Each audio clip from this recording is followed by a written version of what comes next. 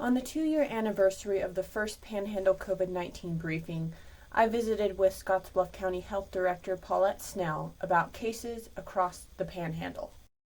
So good news, again, it looks like cases are still going down over the past 7 days across the Panhandle.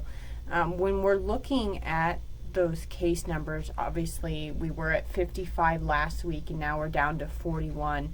Is there any evidence showing why those cases are declining?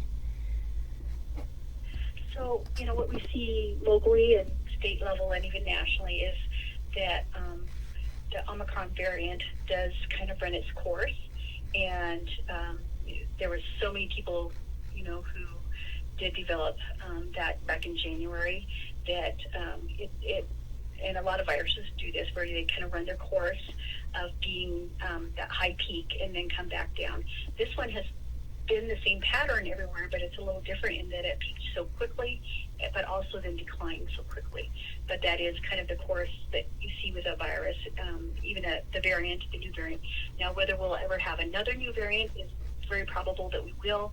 Will it be anything that peaks at the point that this one has? We won't know until we kind of see a little bit more, but there is a couple out there. One specifically, the BA2, which is another form of COVID, another variant, and it's related to the Omicron because Omicron is BA1, and so we're watching this BA2.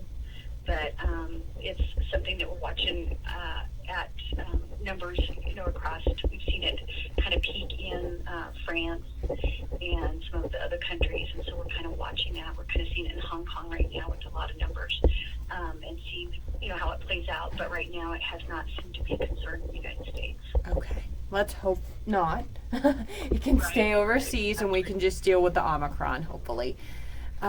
So when we are looking at those numbers then declining, and then we also look at the date, obviously in the briefing it was mentioned that this is the 2-year anniversary of the first webinar that was held. What have you learned as a healthcare provider and a health official getting the word out to the community over those 2 years? That's an excellent question. And I think we've all learned so much because this was something that we have not seen in our lifetime, with the numbers of the pandemic like it was. But learning to just really have partners when it comes to promoting the information out there and for our community. And I think what we've seen is some really great people step up during this last 2 years and come together as partners to get the word out, to get the care needed for people, and to get the vaccinations done at the level it got done.